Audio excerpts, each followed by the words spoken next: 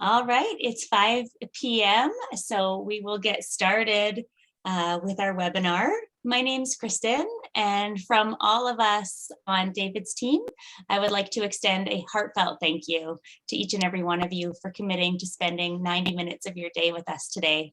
We're really looking forward to spending this time with you, and we're so incredibly grateful to have David Keys here with us to speak about creating an ownership culture of safety.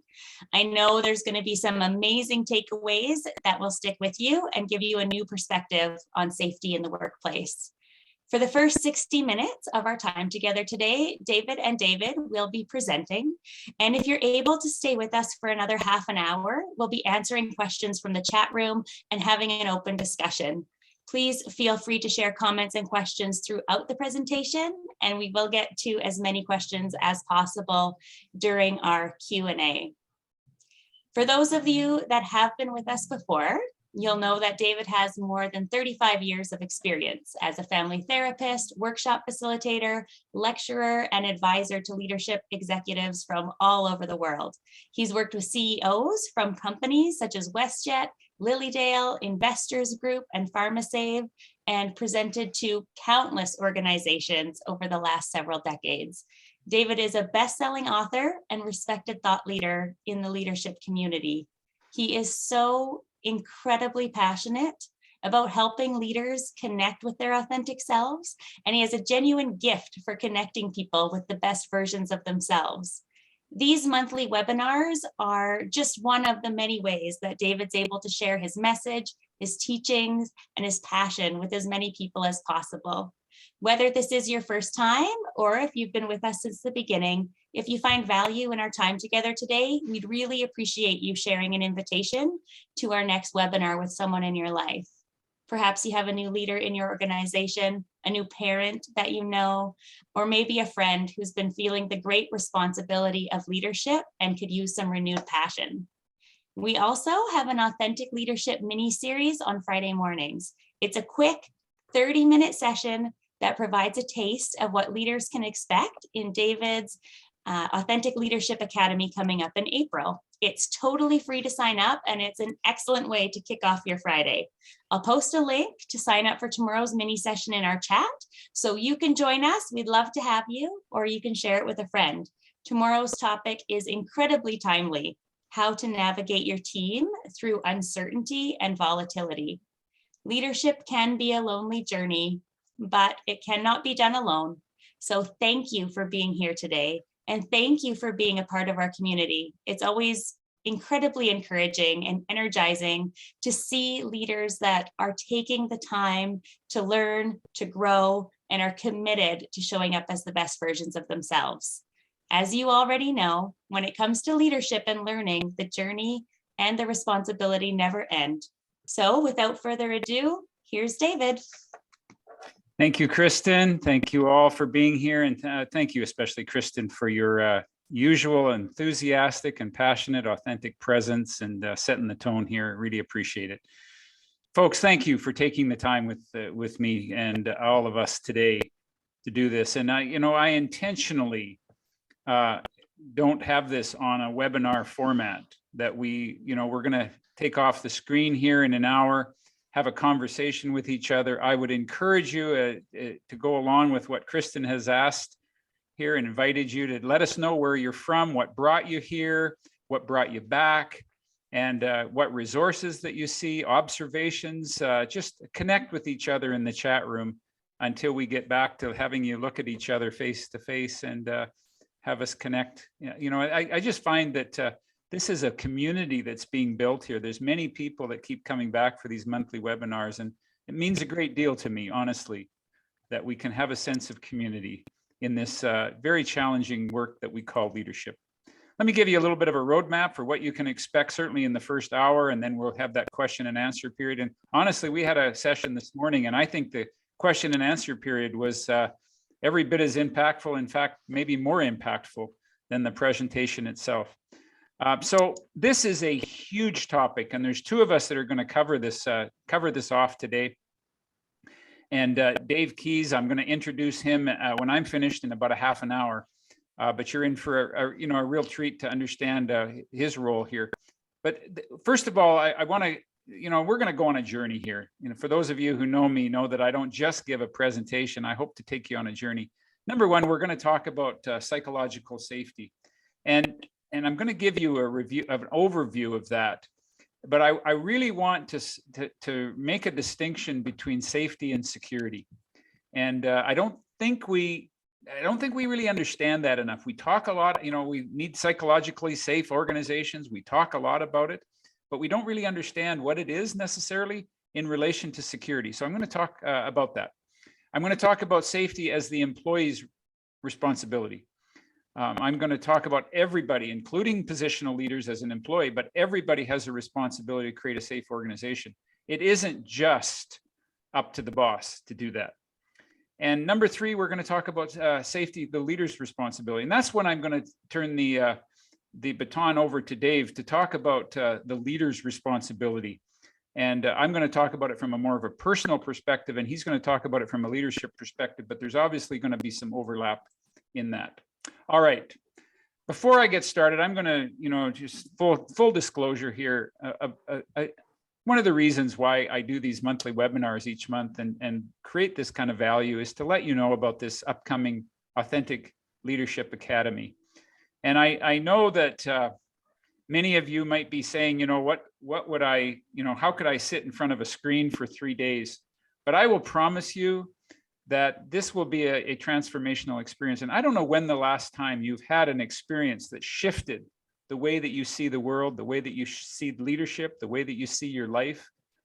And I can promise you this will be a virtual experience that you will never have experienced before. And the idea is that the transformation will be different for everybody. Some people tell us that it's about leaving with more confidence.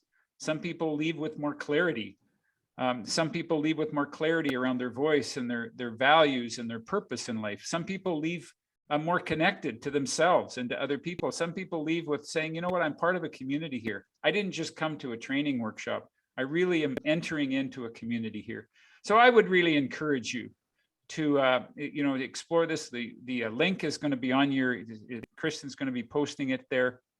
And I would encourage you to explore this and see if it's really a right experience for you to explore. We've got still a few seats left. So just take a look at what that is. Let me tell you a little bit about me. For those of you who don't know me, I've spent the last 35 years working with organizations in the area of leadership development. This is kind of a cross section of some of the organizations I've worked with just in recent years. But one of the things that I think you might find unique about me is my family therapy background. Back in the 80s, I spent a decade working with troubled youth and troubled families.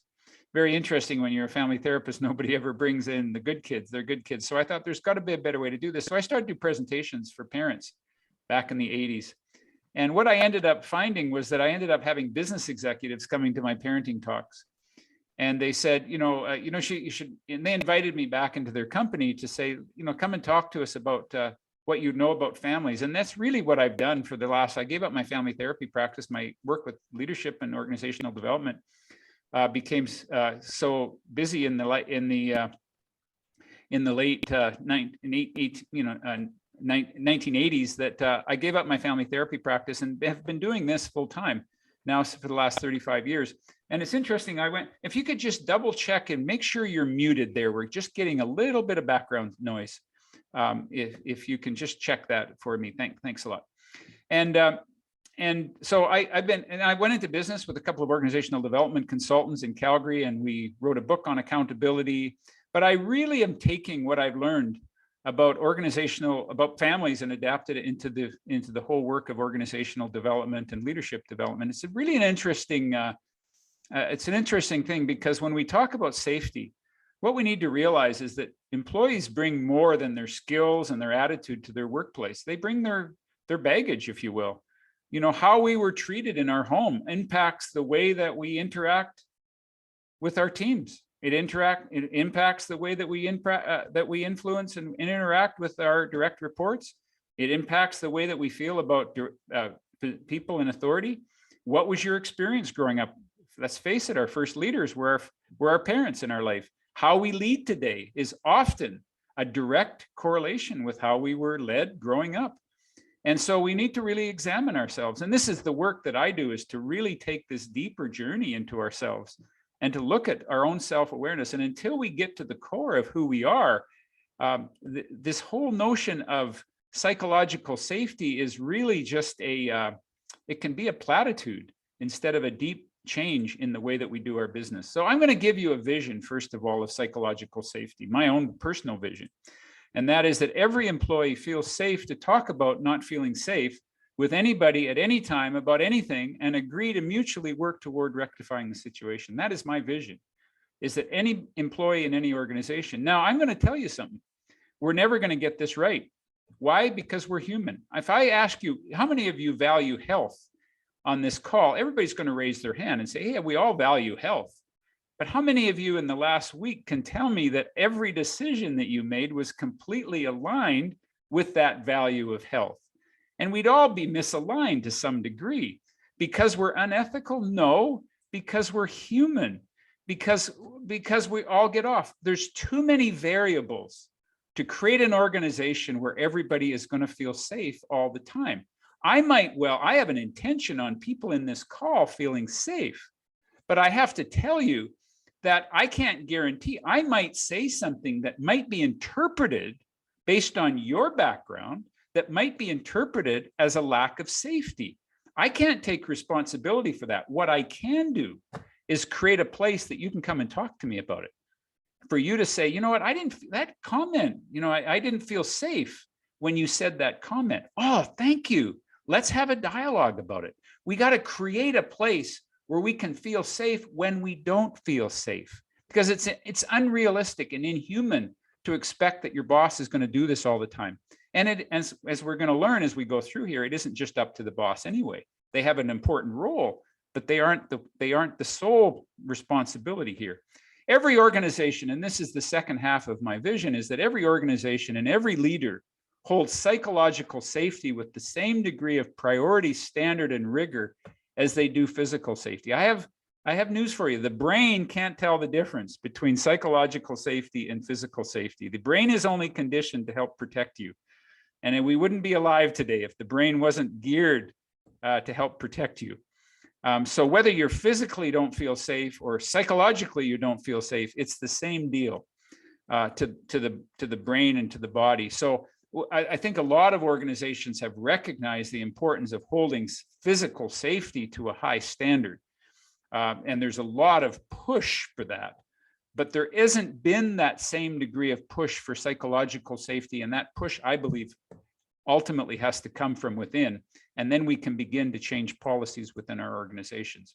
So let me just give you this little diagram here to talk about why you should care about psychological safety. And I'm just going to walk you through. Some of you who have heard my presentation on this are familiar with my little metaphor here. But what I'd like you to do is, for a moment, I'd like you to think of a current work project that you're currently working on. It could be in your family, in your community, in your workplace, that going to require some trust and open communication, collaboration, engagement, innovation, and execution. Just think of a project that you're currently working on and just engage your brain in that project. Now a knock comes at the door and you go and knock on, go open the door. And what you find is this big dude, that's 6'7" guy that's dressed in a baklava with a gun in his hand, and he points the gun at you. Now I want you to continue to think about that project that you just had in your mind 30 seconds ago. It's not going to happen. Your brain has shifted to another part of itself, the part of itself that goes into stress, the part of itself that is designed to protect you.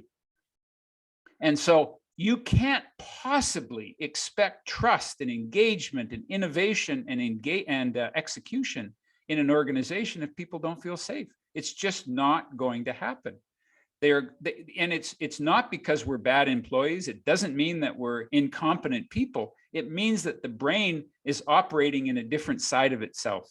And so you have to be very, very rigorous around understanding that the foundation of this is psychological safety. If people don't feel safe, psychologically or physically, they are just simply not going to bring their best self in these 4 other areas to their work. So I took a course on leadership about 3 years ago, about a year before the pandemic, from a cellular biologist. And what he helped us understand is that cells in the body really only have two purposes. And they need to fulfill those two purposes, or frankly, we're going to die. They either protect or they grow. And they can't do the same simultaneously, but they have to be able to do both. A cell that can't protect, I mean, this is essentially what cancer is that you've got an organism growing in you that is not, where your protective mechanism isn't in place, and it just continues to grow. So if you can't protect, you're going to die. And if you can't grow, you're going to die. So let me ask you, what do you want from your team? What do you want from your family? What do you want from your organization? Do you want them to be protecting, or do you want them to be growing? Well, you have to be rigorous, I'm going to suggest, if we are going to deliberately create a place where people can grow. And you can't do this by default. You're going to learn here in a moment that by default, you just don't know the relationship that people had with past authority figures in their life. So we all bring our own perception, our own reality, our own baggage to the workplace. And you have to be really, really attentive to how safe people ultimately feel. This is the old way that we used to lead, with fear. You know, you're being hired on a trial basis. My vague attempt at some humor here. If after 6 weeks it hasn't worked out, you'll be butchered. Well, that's a lot of actually the way that I have seen managers lead their organizations. You know, if you don't build respect, I don't care if I'm liked or not. What matters is that you need to respect me. Well, it's not a good motive to lead to be liked. But if you're not liked, you aren't, people aren't, it's an indication that people don't feel safe around you. It doesn't mean that you don't earn that respect, but if people don't feel safe, they're just simply going to shut down, and they're going to go into, their brain is biologically, it's going to go into a protective response. Now I want to talk about the difference between safety and security, because this is beginning to understand the difference between the role of an employee and the role of a manager inside of an organization. So first of all, I'm using this example of two of these Cirque du Soleil acrobats. Okay, I don't know that world. It just happens to be an image, and I think we can all be entertained for a second here. But here's what security is. Security is what I call an inside job. It's on the employee. It's about inner confidence. These are inner qualities: confidence, capacity, comfort, and courage. So I'm imagining when these two acrobats here are practicing and performing, their level of confidence is going to fluctuate. Their capacity is going to fluctuate. They're going to turn new things. They're going to take on new tasks. They're going to take on new performances where they necessarily might have their confidence shaken a little bit, where they don't feel necessarily comfortable all the time, when they got to take some courage. This is what we call security. And this is on the employee. You don't confuse security with safety. Security is an inside job. And it's, and by the way, this is my little, I digress here somewhat, but this is one of the challenges that we face with parenting, is if we try to make our kids secure, in that we raise them in hotels, we feed them and we clean up after them and we care for them, we don't allow them to have any stress. And then we wonder why, when we send them off to university, why they get anxious a little bit, because they haven't developed that sense of security within themselves. When we talk about job security, I have a bias that it's not up to your organization to give you job security. The ultimate security is in your employability, that that you can land on your feet, and that security comes from within you. And it's an illusion to think that we can create job security, and then what it does is it just creates an over dependence on employees for an organization to treat them like their parent and look after them. And it's unrealistic.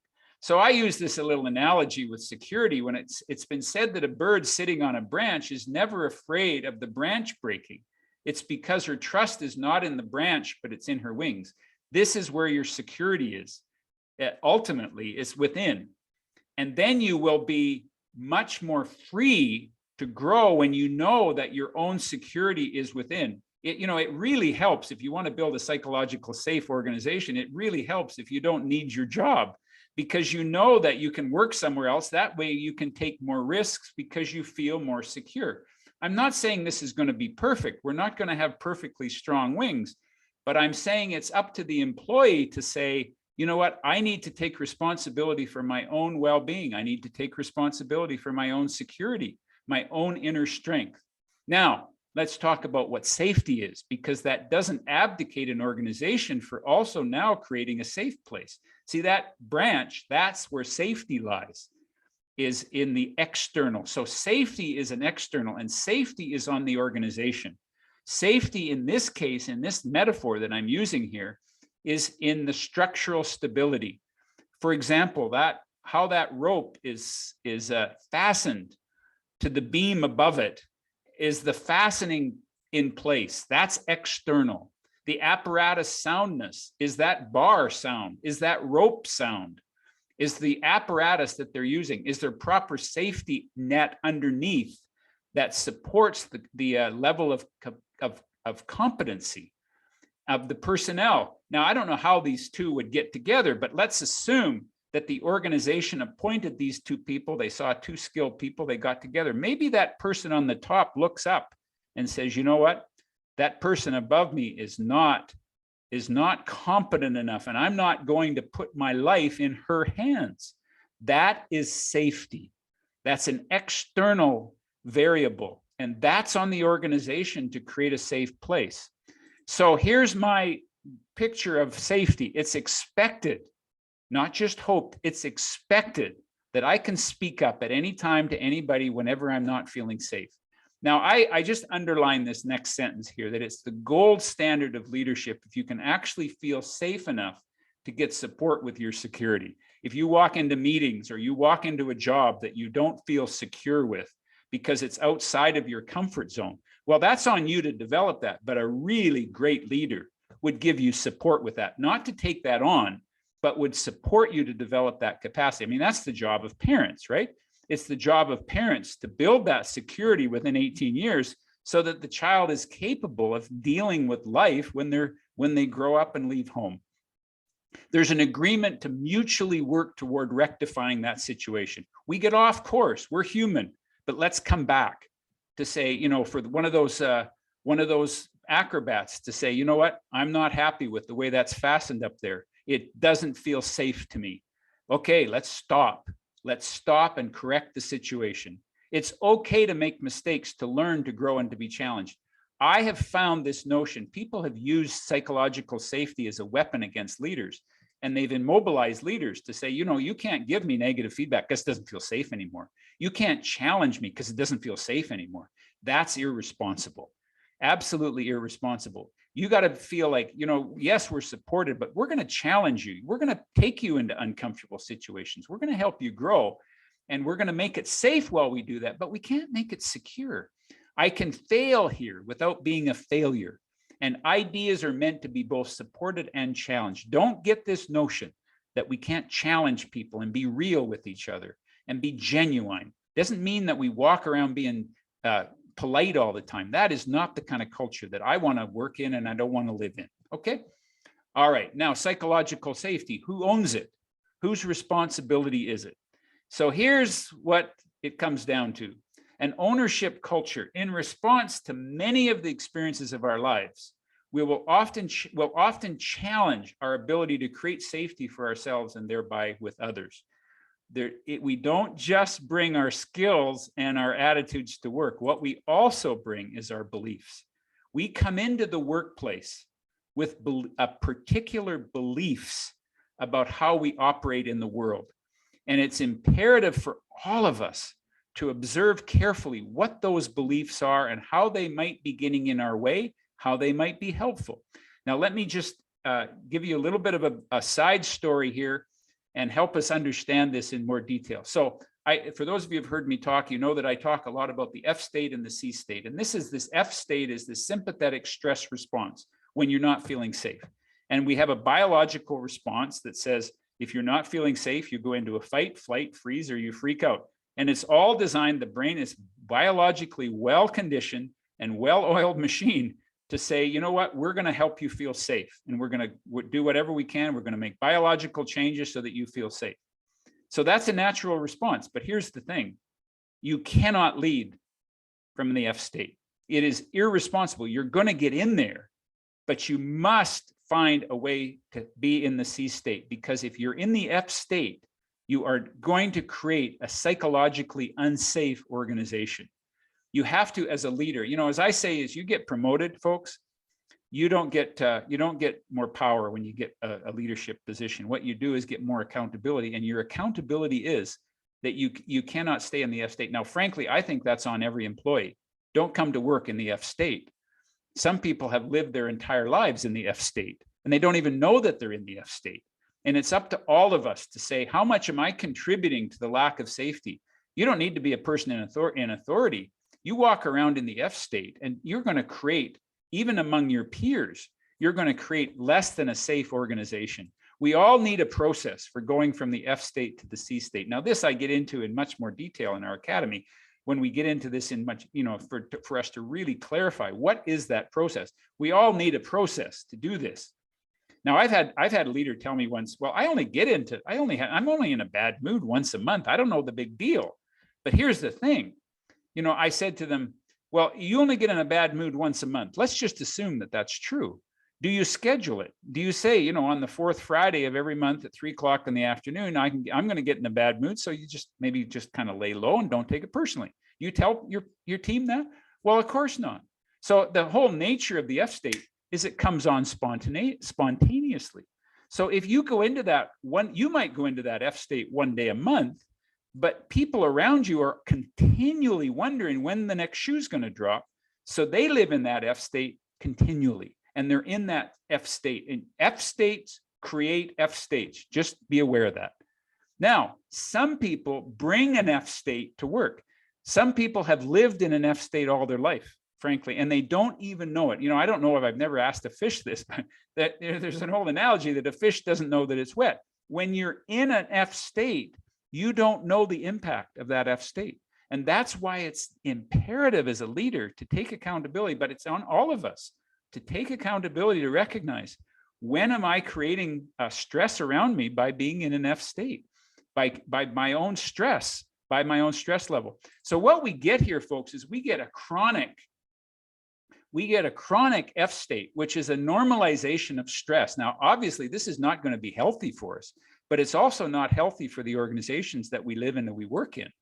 And here's what we see. If you have had, if you've been, for example, lived in an abusive relationship where you did not feel safe, if you lived in excessive trauma growing up and you went into an F state and you created a belief around that, you carry this F state with you all the time. And this is what we see in many people who live in organizations and work in organizations: chronic uneasiness, right? Chronic unease and tension, impatience, being critical, controlling, bullying, insensitive, invulnerable, distant, and cold, and productive. And frankly, there's a lot of entrepreneurs that I've met who build great businesses, big businesses at least, not great, but big businesses in the F state, driving everybody else crazy around them.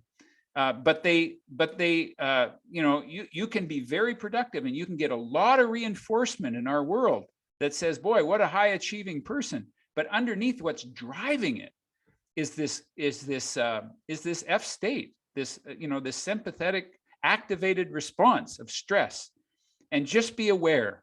Now, this is my bias, that be aware that where you are and where you're at, and that self-awareness is about seeing it, not judging it, but seeing it and being willing to work with it. So responding to an unsafe environment. And what I want to do is just give you this example before I turn the time over to my colleague here. So responding to an unsafe environment, the authentic way. How do we deal with the fact that if we're working in an unsafe environment? And by the way, just before I go there, one of the things that I would say is to make it, if you're in here as a positional leader, and you can even do this with your peers, is you can certainly do it anonymously, but I would say this: if you want to find out how safe people feel around you, we all want people around us to feel safe, but we never really know whether people around us feel safe. Well, I'll just give you a little instrument that you can do. Take a sheet of paper and say, you know what, on a scale of 1 to 10, ask your people this: how safe do you feel around me? By the way, if you really want to if you really want to take a risk on this, bring it home to your significant other. Just ask, on a scale of 1 to 10, what number would you give our relationship right now on a scale of 1 to 10? One would be, I feel horribly unsafe. I can't even move around. I'm walking on eggshells all the time. 10 says, oh, I'm relaxed, really totally relaxed around you. Now, what's the worst number you can get? Just ask yourself, what's the worst number? First of all, I've never seen anybody give anybody a 1. Why? Because you would have to feel safe enough to give a 1. And if you feel safe enough to give a 1, you're never going to give a 1. You're always going to give something higher than a 1. So I don't worry about the 1s. Here's what I worry about. I worry about the 5s. Because the 5 is the red flag.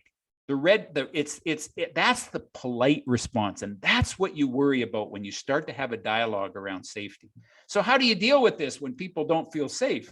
Now, by the way, that would be a tremendous red flag for me. How safe do you feel working in this organization? How safe do you feel working with me? Okay. So let's suppose you get a 5. The 2 responses. Number 1, thank you. Thank you. Thanks for the feedback, regardless of whether it's a 2 or it's a 5 or it's a 10. Thank you for the feedback. What could take it up 1 notch? What could I do to take that up 1 notch so that there's a little bit of risk? You don't have to have a whole bunch of risk. Just say, what's one thing? Well, you know what? I wish you could just, sometimes I never quite know where you stand. And I wish you could come in a little more. I'm going to work on that. If you can come in a little more relaxed. I don't know. Or I'd like you to just be a little clearer with me. So one thing, and then you work on that and you show them that you're intent on working on that. And then how do we take it up another notch? And you can incrementally, you can build that level of safety here. Okay. Okay. David, I know, has got some thoughts around how do we come back into the office after this pandemic and how do we create a safe place, but I'm getting ahead of myself. So what is this authentic way to respond to an unsafe environment? Let's suppose that you live in an environment where people are perceiving it safer than it actually is. What if your boss doesn't realize how unsafe the environment is? What is the authentic way to do this? And it's my premise that the authentic way is you start from this basic premise. Every experience is a learning opportunity. This boss has been brought to you for a reason. This organization has been brought to you for a reason. This relationship that you're in, that you don't feel safe with, is being brought to you for a reason. And it lets go of blaming yourself, blaming anybody else, and just really taking an inventory. What do I have to learn from this situation? My experience is life, we're meant in this life to learn and to teach and to serve. And that's ultimately what my life is about. And every experience is a learning opportunity. All right. So 3 questions to ask if you don't feel safe right now. And this could be in a significant relationship. It could be in a relationship with a boss. It could be in a relationship with a colleague at work, somebody you don't feel safe around. What is the ownership? How do you turn yourself into an owner here? Well, first of all, where, if ever, have I met this before? And you take a very careful look at where now maybe you've never met it before. Maybe this is a jerk that you've got for a boss that is a complete anomaly. You've never experienced this anytime in your life. Then you know that, what?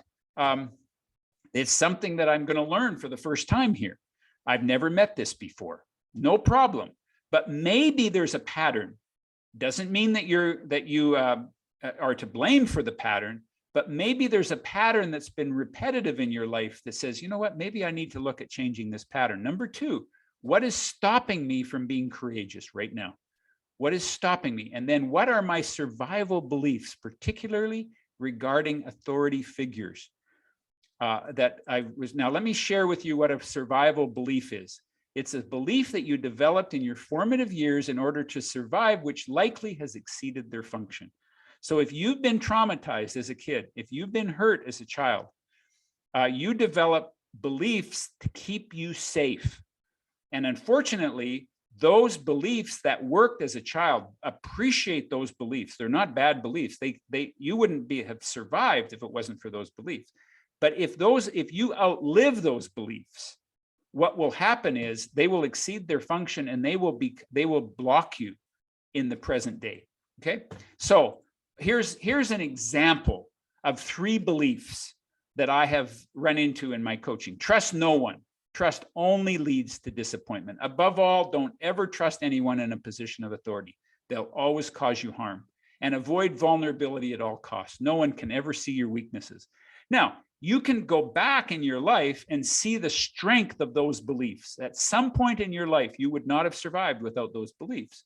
But are those beliefs going to continue on right now? So just take a careful look at what beliefs might be stopping you from taking the courage to do what you need to do in your organization to contribute to the safety of yourself and the people around you.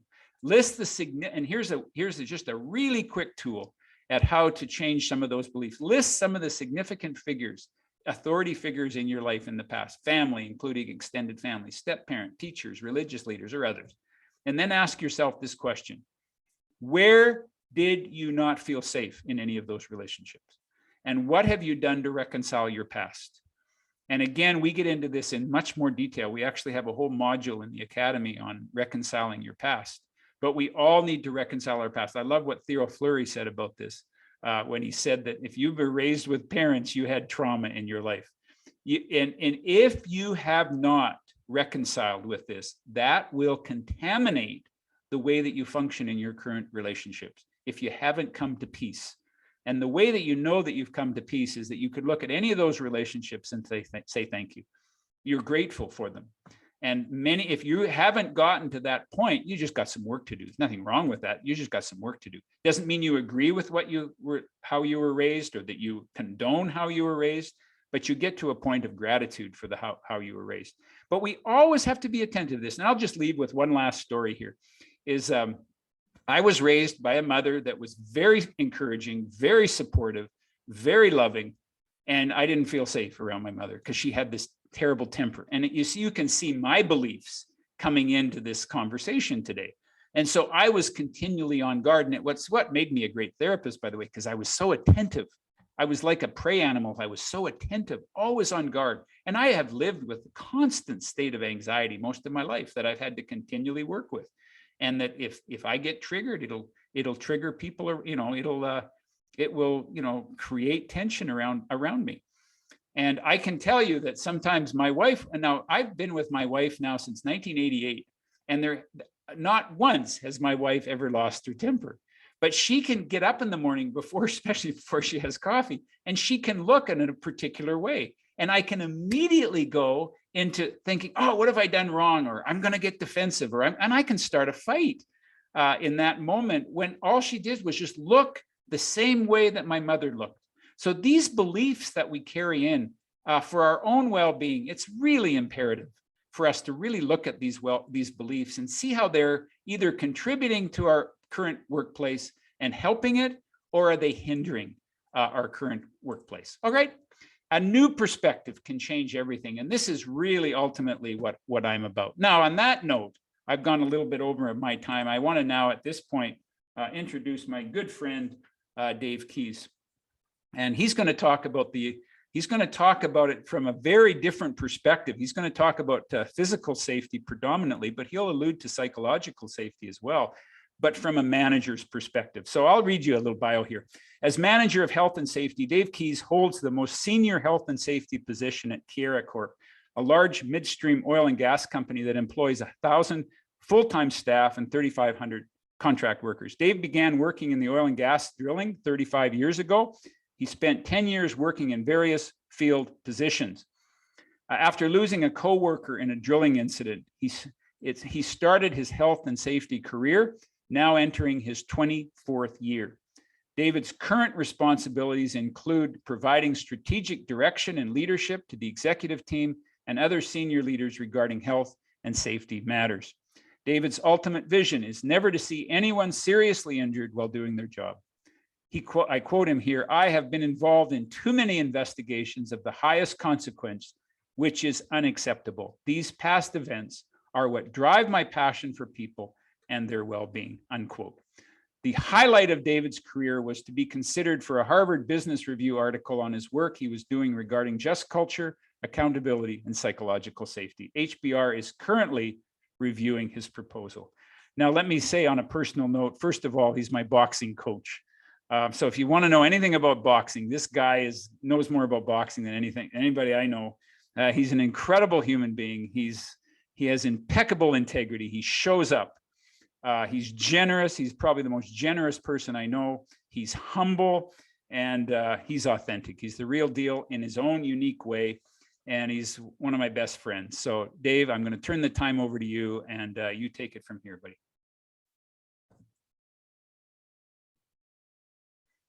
Just need to unmute yourself there, sir.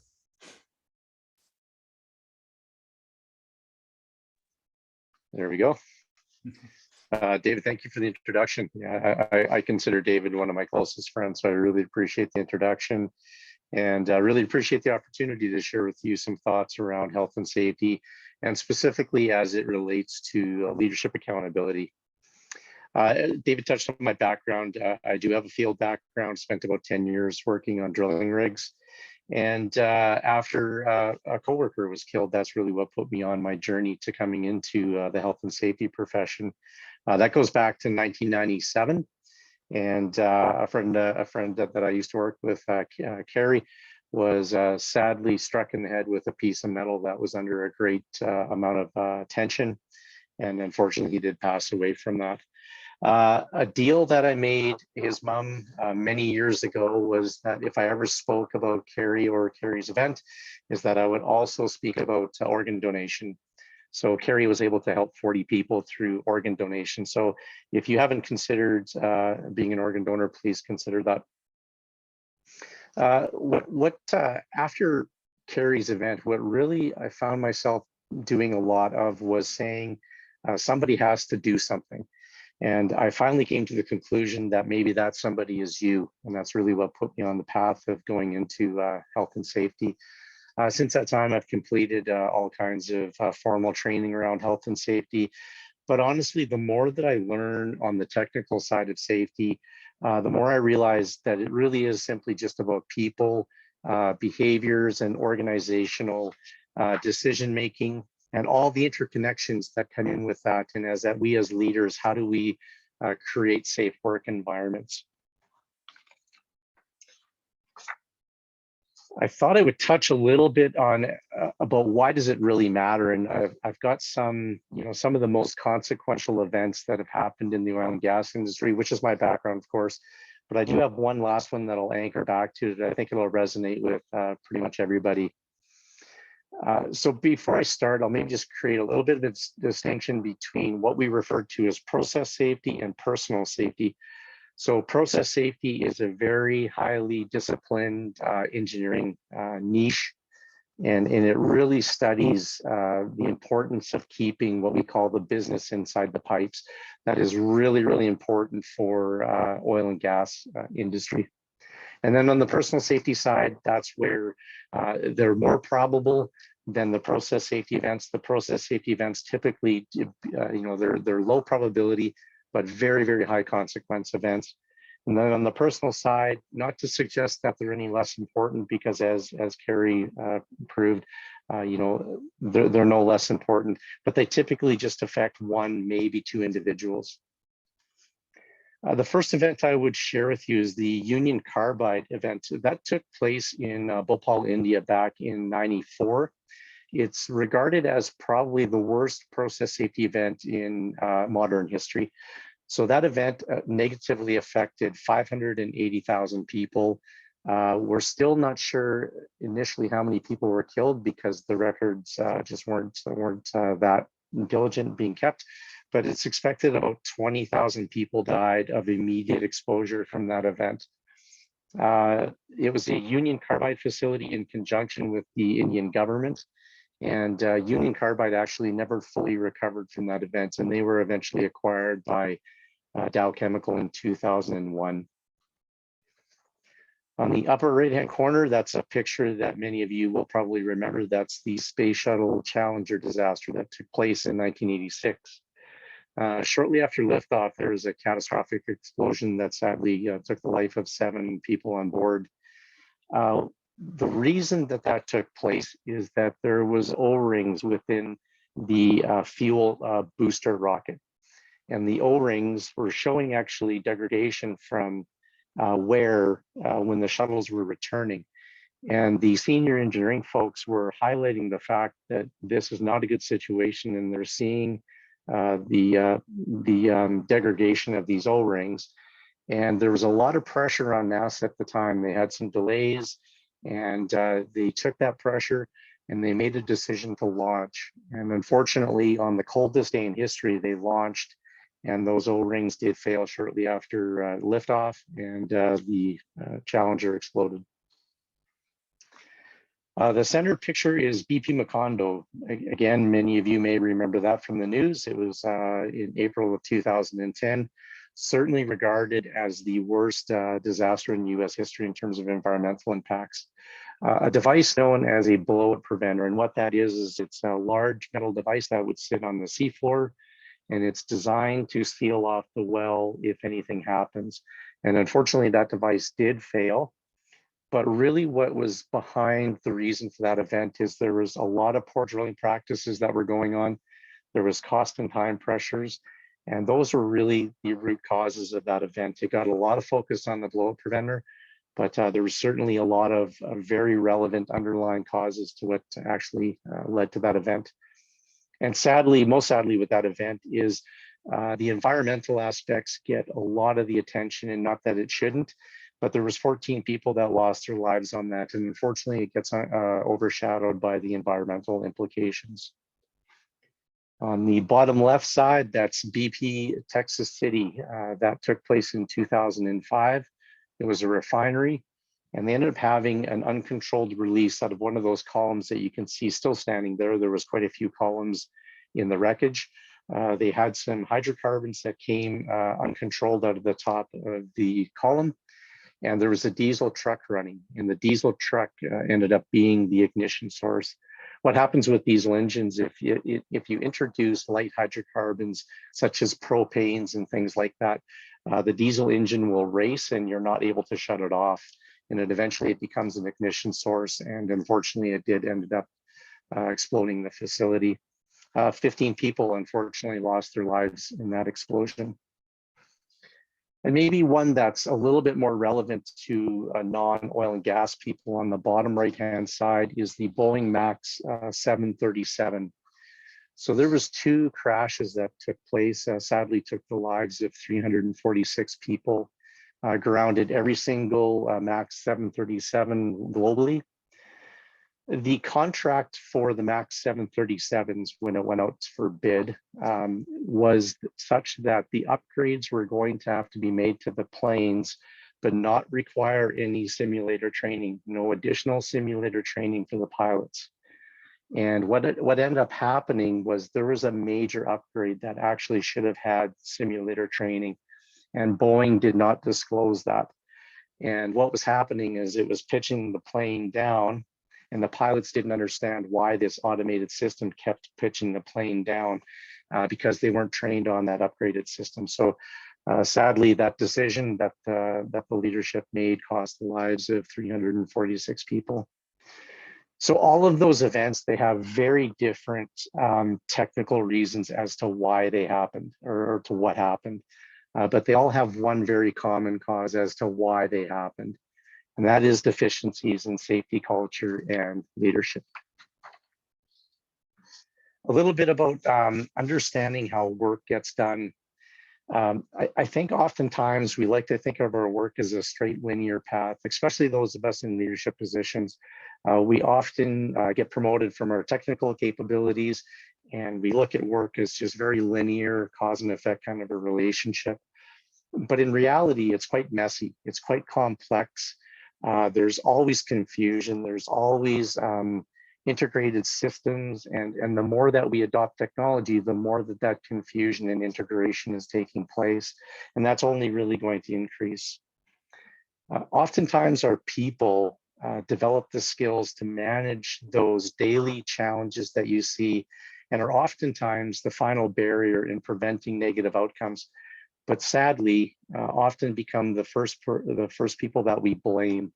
And you'll see that in aviation quite routinely, is with, you'll see pilot error or human error.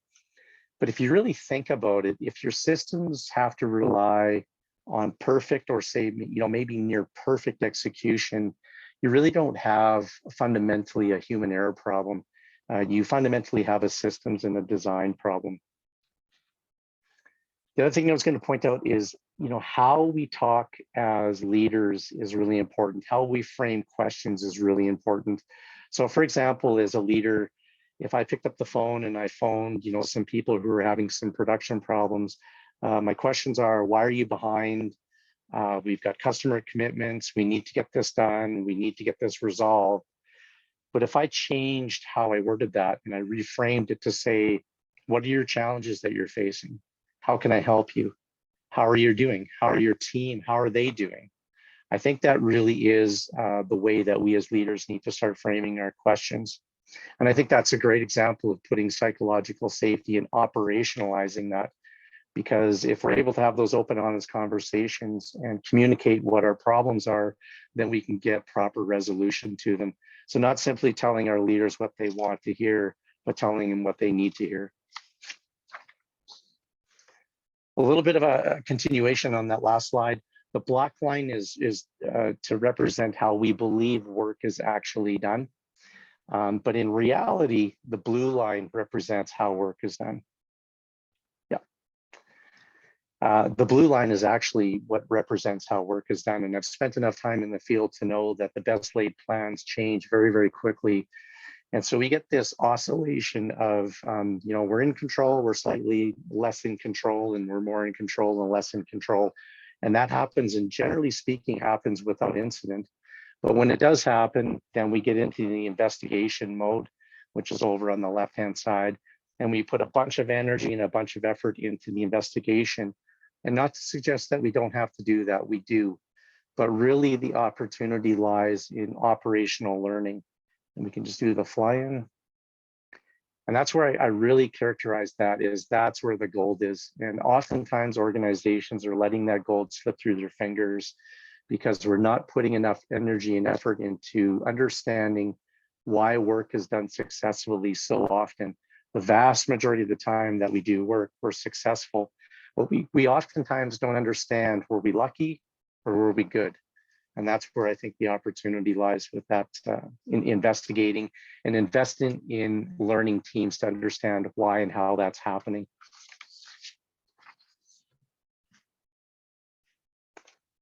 And maybe just some thoughts around perspective. And this, I can't take credit for this diagram. It's Dr. Todd Conklin's diagram, and I think it illustrates this really, really well. The sharp end of the stick is where the work gets done. It's where those who are closest to the risks are doing the work. And like I said earlier, sadly, oftentimes the ones that we want to hold accountable and we want to blame for when things go wrong. But there's little to consideration in terms of how organizations and leaders actually influence how work is done. The people at the sharp end of the stick have the least amount of influence in terms of coordinating and organizing how work is done. And then as you come back in the stick, those individuals have the most influence on the work and how it's coordinated, but have the least amount of risk. So I think in terms of leaders, we need to be very mindful in how we speak. If all we talk about is production and we end a few comments about being safe, again, coming from the sharp end of the stick and having experience there, we really do know where the priorities lie. So I think it's really important in terms of how we communicate. Oftentimes organizations have goal zero, target zero. And those are very aspirational goals. I think they're good philosophical goals. But if we don't back those up with the support that the sharp end needs, and inevitably we end up in conflict between production and protection, that's probably the best way that I can put it. There's always tension between those two. And the people at the front line are constantly trying to balance the production and the protection side of things. And in my closing slide, I'm just going to share with you a story about a guy who I thought got it incredibly right, and has a very interesting story about how he took Alcoa into the next level of performance. So if you're not familiar with Paul O'Neill took leadership of Alcoa in 1987. At the time when Paul O'Neill took the helm as the CEO, Alcoa's safety record was not bad in comparison to industry standards. In fact, it was pretty good.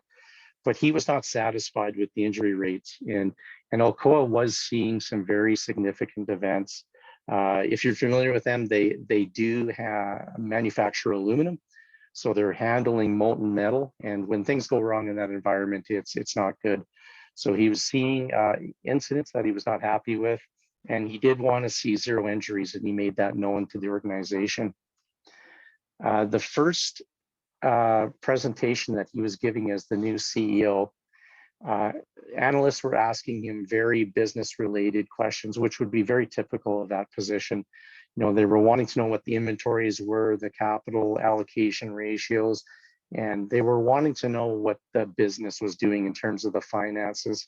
And he responded by saying the only thing that he was prepared to talk about was the health and safety of the business. And if you really wanted to understand how the business was running, all you needed to do was really look at the health and safety performance of the company. There was a very predominant investment banker taking in this meeting, and he immediately ran for the door. And this was before cell phones. He got on the phone and he phoned 20 of his largest institutional investors. And his immediate instructions were to sell all Alcoa stock. He commented that they had put a hippie in charge and the company was going to go broke. What's interesting is the exact opposite happened. Under Paul O'Neill's leadership, the company injury rate fell 14 times, not 14%, but 14 times he was able to reduce the injury rate. His focus on safety promoted the assessment of ineffective and inefficient work processes. And that effort took the business from a $3 billion capital allocation to a $27.5 billion capital allocation. Every single business metric that you could think of was exponentially improved under Paul O'Neill's leadership.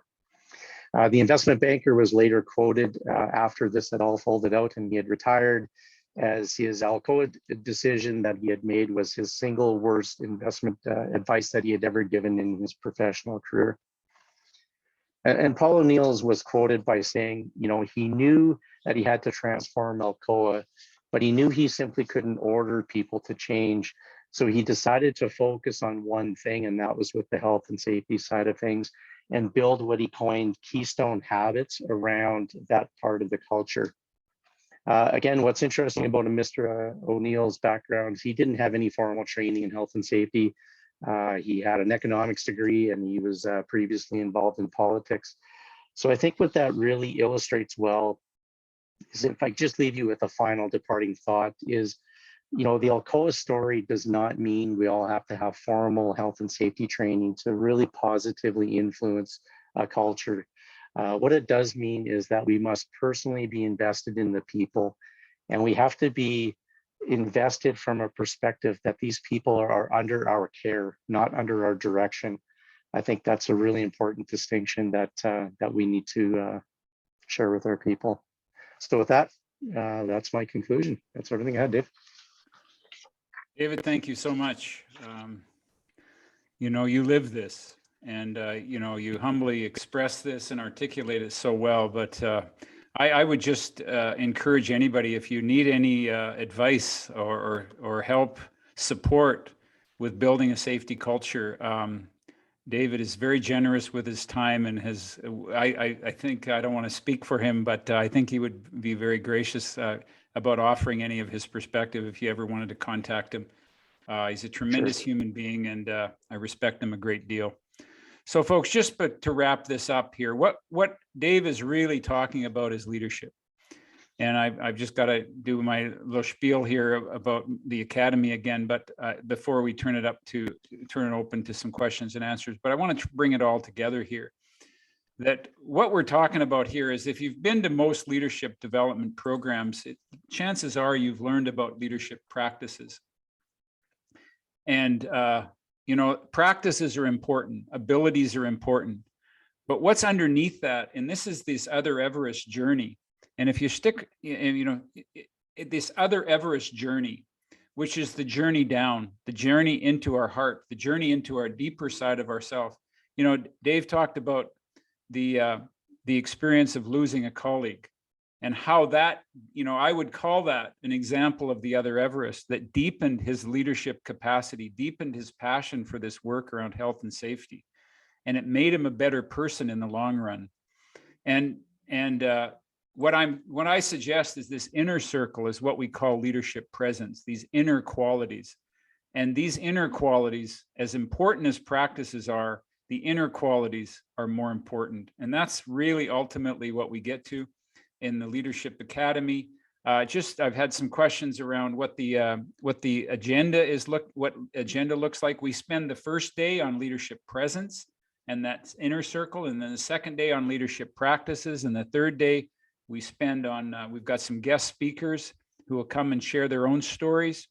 And then we talk about integrating it. And you know, what I'm really fascinated with, we have a Cree elder that's opens these sessions, and that introduces an Indigenous perspective on creating space for people to grow in and to learn in. So I'm really proud of what we've assembled here. And if this speaks to you at all, please feel I would just love to have you join us. And we have a price reduction up until the end of the month that if you're interested in getting into this. And so if you stick around, we give away a ticket, a complimentary seat to this. If you stick around till the very end, we're going to have a half an hour questions and answers at this point. And if you stick around, we'll have one seat available for someone complimentary to this. So it truly is a transformational experience, but you won't, you know, it's going to be uniquely transformational for each person as you engage in this. And it isn't just a training thing. It's a workshop. It's really, truly a community that you get into.